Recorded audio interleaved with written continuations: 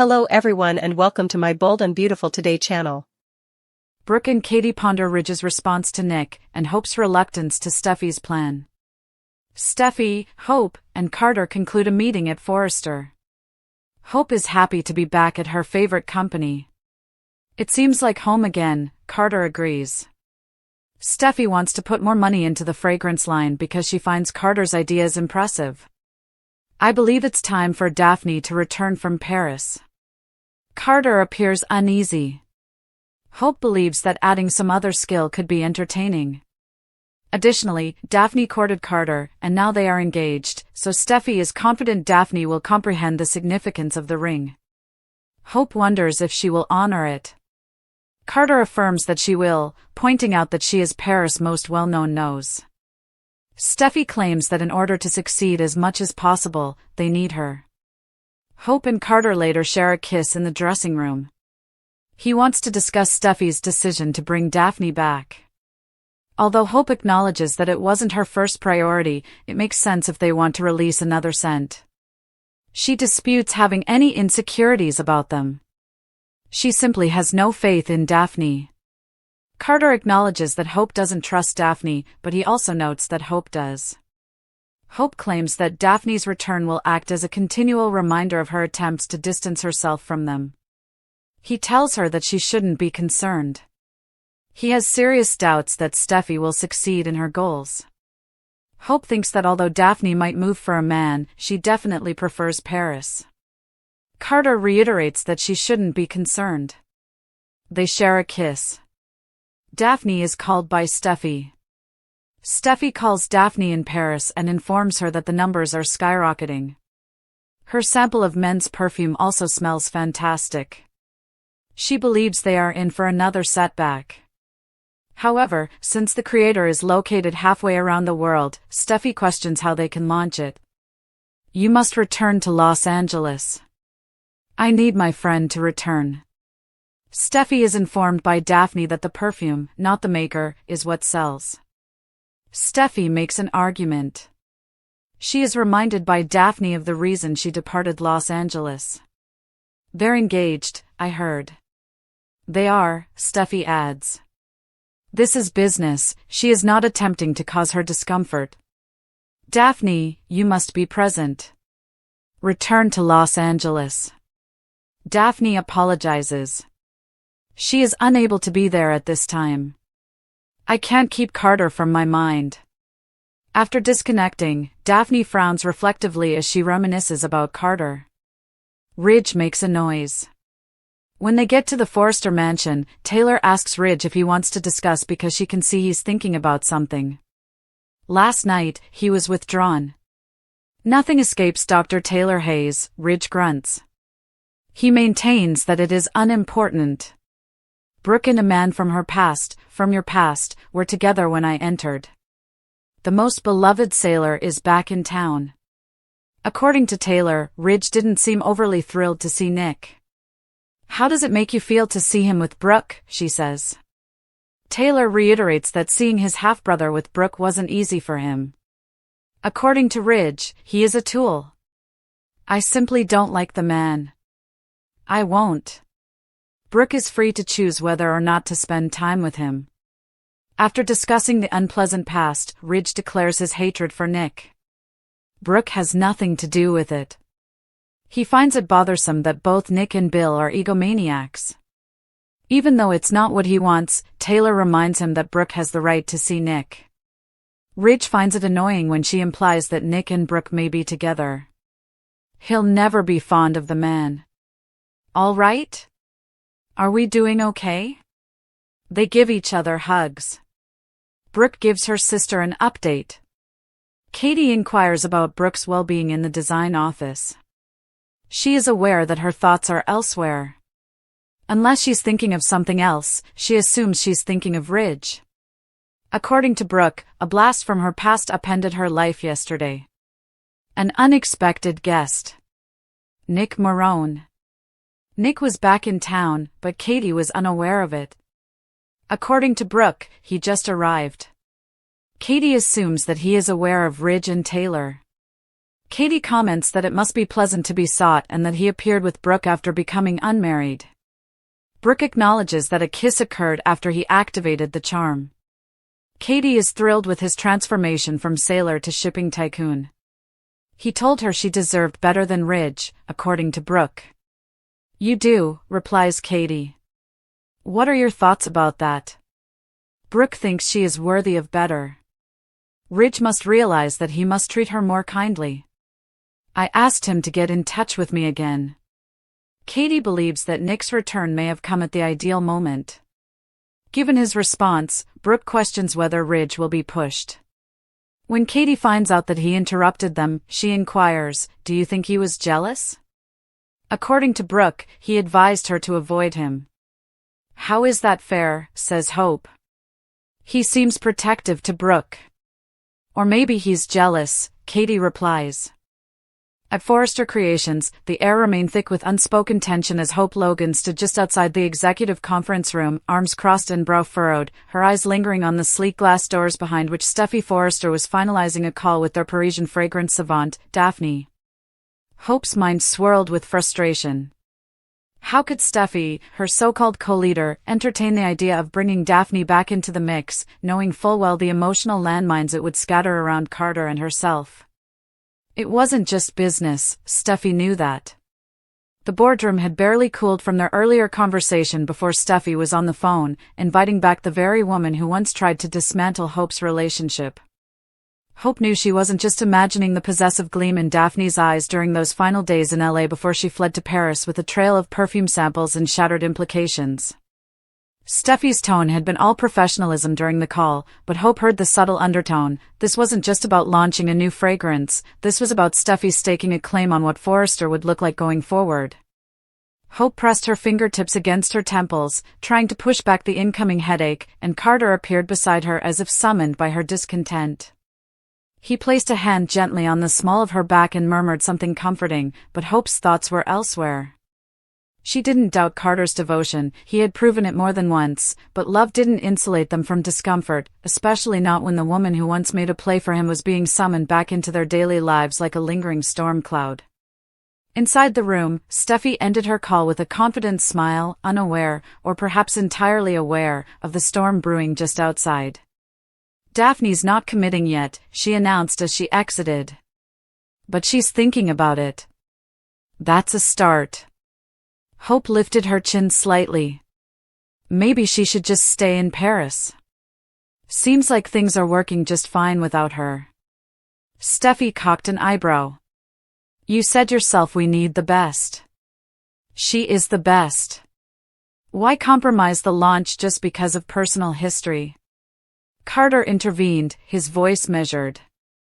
"Let's not let this derail us. Hope and I are solid. We can handle this." Hope shot him a look but remained silent. She wasn't sure she wanted to handle it, especially not while Steffi was conveniently sidestepping the emotional stakes. As they dispersed, the discomfort remained, a residue that clung to Hope's skin. She found herself wandering toward the wardrobe department again, where soft fabrics and familiarity provided momentary solace. She needed clarity, needed space.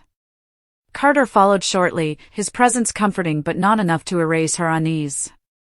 "You trust me, right?" he asked, fingers brushing hers. "Of course," she replied without hesitation. "It's her I don't trust. Steffi knows what she's doing. She's pulling strings." Carter pulled her close. Daphne left because she knew there was nothing for her here. And there still isn't. Not with me. Not with us. Hope buried her face in his chest. "Just don't let her unravel what we've built." He promised he wouldn't, and they stood in silence, united but unsettled. Meanwhile, in a Parisian studio scented with bergamot and sandalwood, Daphne stared at her phone long after the call ended. The words "I can't think about Carter" echoed in her mind with bitter honesty. She couldn't return, not without stirring old wounds. But still, something pulled at her. Maybe it was loyalty to Steffi, or maybe it was unfinished business that kept her from closing the door for good. She sat by the open window, watching the rain roll down the glass, as her memories replayed Carter's laughter, his touch, and most of all, the final moments when he chose hope over her. Regret clung to her like an unwelcome perfume. Across the ocean, in the Forrester mansion, Ridge paced the length of the living room as Taylor looked on, arms folded, her expression unreadable. Ridge had always been a man of intensity, but there was a particular agitation about him now. "He's not just back, he's circling," Ridge muttered. Taylor leaned on the back of the couch. "You mean Nick?" Ridge snorted. "Yeah, him. Sailor boy turned tycoon. Thinks he can waltz back into town and pick up where he left off." Taylor gave him a look. "Is that what you think Brooke wants? To pick up where they left off?" Ridge didn't answer. He remembered the way Brooke looked, surprised but not displeased, when he caught her with Nick. That kiss had haunted him all night. "I just don't trust the guy," Ridge admitted. "I never have. He's reckless." "And yet," Taylor said gently, "Brooke kissed him." Ridge turned away, jaw clenched. "Doesn't mean anything. She's vulnerable. Or maybe she's tired of being second choice," Taylor said softly. "Maybe Nick makes her feel like she's the only one." Ridge's eyes snapped to hers. "And what? I don't." Taylor shook her head. "I'm not judging you. I'm just saying, Brooke has choices. And maybe it's time you stopped assuming she'll always wait around for you." Ridge dropped onto the couch, conflicted and silent. Across town, Brooke sat in the design office with Katie, their coffee cooling between them as the conversation turned over the surprising turn of events. "He kissed you?" Katie asked, incredulous. "Just like that?" Brooke smiled ruefully. "Just like that. And then Ridge saw us." Katie's eyes widened. "No wonder he stormed out of the boardroom today. He's spinning." Brooke shrugged. "I don't know what he expected. He and Taylor have been playing house for months now." Katie leaned forward. "Maybe that's exactly what you need. A little spin of your own. Nick coming back now, it's perfect timing. You need someone who reminds you of your worth." Brooke sighed. "Nick's always been complicated. There's baggage there, Katie. But there's also something freeing about the way he looks at me. Like I'm not just Ridge's muse, or some eternal love triangle. Like I'm Brooke." Katie beamed. "That's what you need. Someone who sees you." Brooke looked down, her thoughts whirling. "And Ridge, he told me to stay away from Nick. As if he still has some kind of claim on me." "Classic Ridge," Katie said. "But maybe this time, it's your turn to call the shots." Hope entered just then, still tense from her run-in with Steffi. "Sorry, didn't mean to interrupt." Brooke looked up. "You okay, honey?" Hope forced a smile. "Just Steffi being Steffi. She's pushing to bring Daphne back." Katie's eyebrows lifted. "That woman who had a thing for Carter?" Hope nodded. "Exactly. And Steffi knows it. But she's pretending it's all about the fragrance line. Business first." Brooke frowned. "You sure it's not?" "Oh, I'm sure," Hope muttered. "She knows exactly what she's doing." Brooke reached for her daughter's hand. "Then don't let her win. You and Carter are strong. She can't break what's real." Hope exhaled slowly. "I just don't want history repeating itself." Katie leaned back. "Seems like that's going around." They all shared a quiet, knowing laugh, three Logan women caught in the tide of Forrester ambition, love, and rivalry, each bracing for the next wave.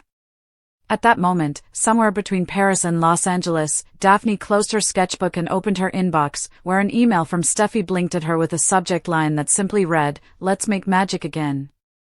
She hesitated, her finger hovering above the mouse. To reply or not?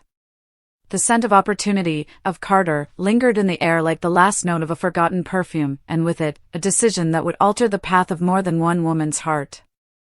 The course of Brooke Logan's life has altered. On Monday, Brooke Logan was all about her future with Ridge Forrester, but by Thursday, she might be discussing her fate with someone else. Spoilers for the bold and the beautiful, Brooke's bedroom may get warm. Brooke is eager to share her experience and kiss with Nick Marone with Katie Logan. Yes, he is back in Los Angeles. He told her that he wanted to see her again after surprising her in her underwear in Eric's office. Brooke is unsure of what to think because she never anticipated such a thing. Okay, Big Mouth Katie is always able to think of something. She warns Brooke to exercise caution because she once had feelings for Nick. Though Hope Logan feels the same way, she might also be bored of seeing Brooke lust after Ridge. They want Brooke to be content, and it may be time to accept that Ridge is no longer the right man for her. Is Brooke able to embrace a new fate where she sings her love songs and is loved by no one else?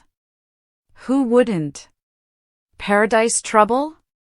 Liam Spencer wants Hope and Steffi Forrester Finnegan to be friends again, but how long can that last? If Steffi is determined to bring Daphne Rose back to Los Angeles, perhaps not for very long. Now that she is at last content with Carter Walton, Hope most certainly does not want that lady back in their lives. Since there was always rivalry for Liam, she doesn't need competition for Carter. Hope has had enough, and now there is even competition for Thomas Forrester.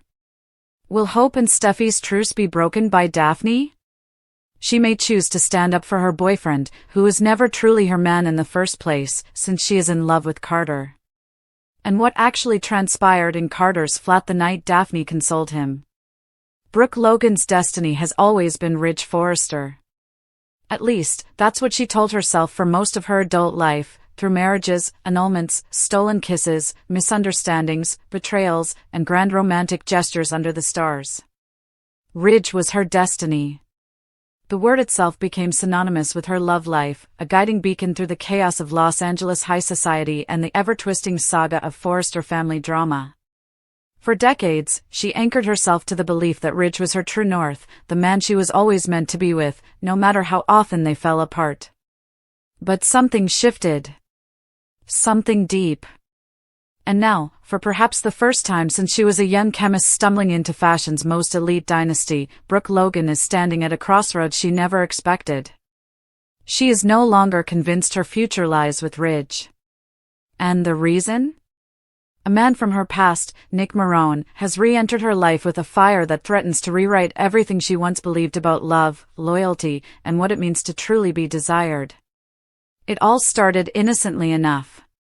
Brooke was in Eric's office, half-dressed as usual thanks to some fitting or late-night meeting, when Nick walked in, gruff, sea-salted, rugged, and unmistakably Nick. It had been years since they'd seen one another, yet the chemistry didn't falter for a second. The air in the room thickened, and memories came rushing back, of yacht trips, beachside rendezvous, deep conversations, and the unique way Nick had once made her feel, powerful, grounded, and cherished, not as a fantasy or a prize, but as a woman. He didn't just see Brooke, the lingerie queen, or Brooke, Ridge's forever obsession. He saw her. And when he kissed her that day, it wasn't just nostalgic, it was electrifying. She tried to process it. She needed someone to talk to. So, naturally, she told Katie, the ever-loyal sister who knew her best and judged her least. Katie was shocked, of course. She'd had her own tangled history with Nick. No Logan sister was immune to complicated men, after all, and she advised caution. Nick was bold. Nick was unpredictable. But Katie also hinted at something else, something unspoken. Maybe Brooke deserved a love that didn't always leave her bleeding. Maybe Nick was that love. Katie wasn't alone in that belief. Hope Logan, Brooke's daughter, had grown increasingly frustrated watching her mother return to the same toxic cycle with Ridge. She loved her stepfather, yes, but she loved her mother more. She had seen the pain, the endless waiting, the humiliation of being Ridge's second choice whenever Taylor reappeared. Ridge had always kept one foot in Brooke's world and one in Taylor's, and Hope was sick of watching her mother pay the price. Now that Hope herself was finding happiness again, with Carter Walton, of all people, she wanted her mother to have the same. But that wasn't all that was happening in the Logan Forrester world. While Brooke was navigating unexpected sparks with Nick, the next generation of romantic turmoil was heating up. Hope and Steffi had, against all odds, managed to repair their fractured relationship. After years of battling over Liam Spencer, they were finally seeing eye to eye, especially now that Hope had left the Liam drama behind and was exploring something real with Carter.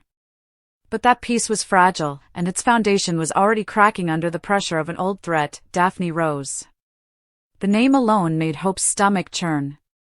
Daphne, sultry and shrewd, was a wild card from Carter's past.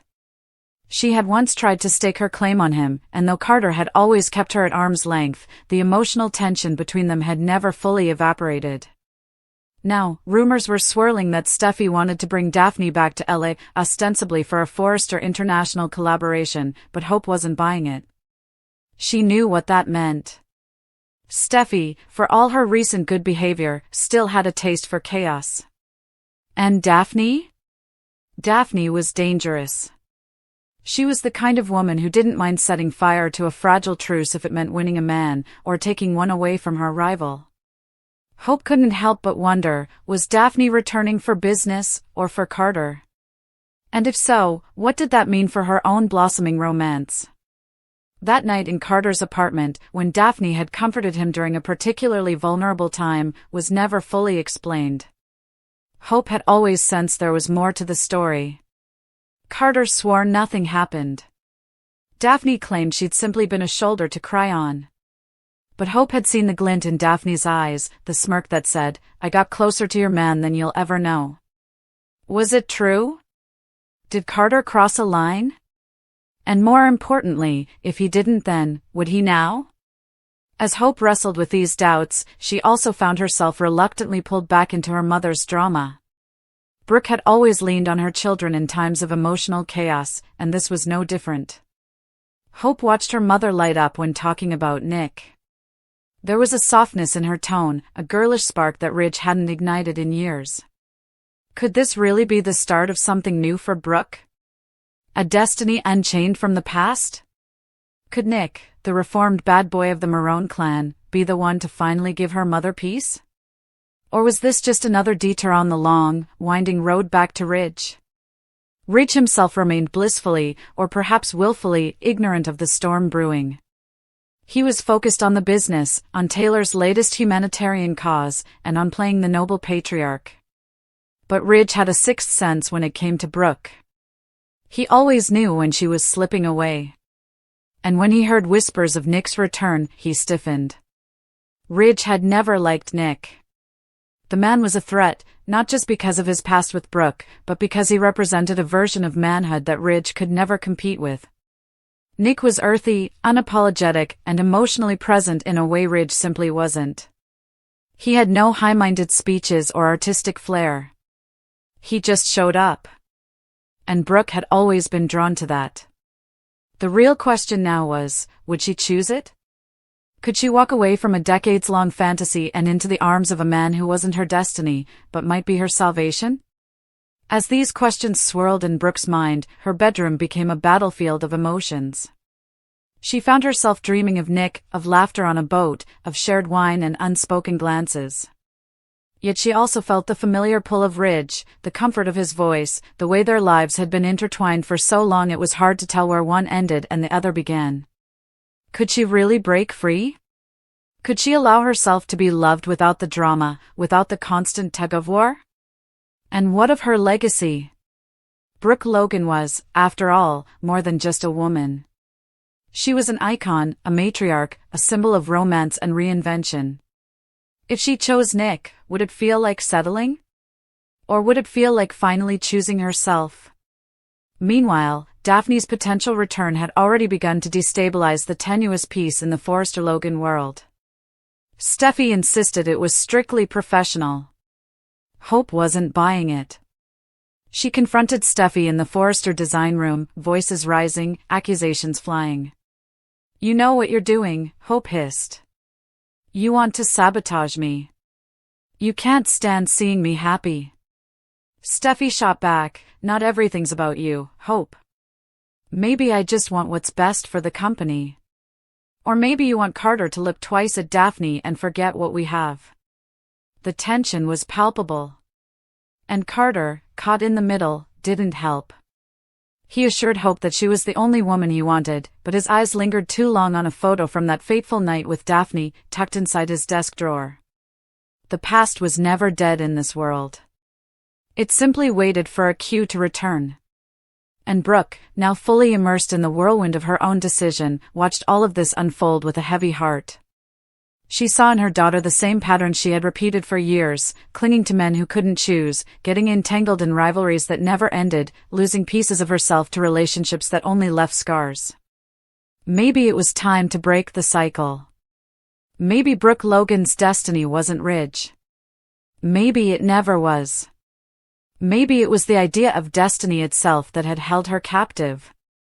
And maybe now, at last, she was ready to be free. In Nick's arms, she felt something radical, peace. Not excitement, not butterflies, but something steadier. He made her laugh. He made her feel wanted. And, most importantly, he didn't make her question her worth. As the days passed and Ridge remained emotionally unavailable, Brooke found herself leaning into this new chapter. A dinner date with Nick turned into a weekend getaway. Whispers turned into headlines. And soon, Los Angeles was buzzing. Brooke Logan has a new man. Katie raised her eyebrows but said nothing. Hope smiled cautiously. Even Eric, ever the wise observer, gave a gentle nod of approval. And Ridge? Ridge came knocking late one night, flowers in hand, that look in his eyes. "I made a mistake," he said. "You're my destiny." Brooke looked at him for a long moment, the past flashing behind her eyes like a movie reel. Then she smiled. "Maybe I don't believe in destiny anymore." And with that, the door closed, softly, but firmly. Brooke Logan had chosen a new path. A new love. A new destiny. And this time, it was one she had written for herself.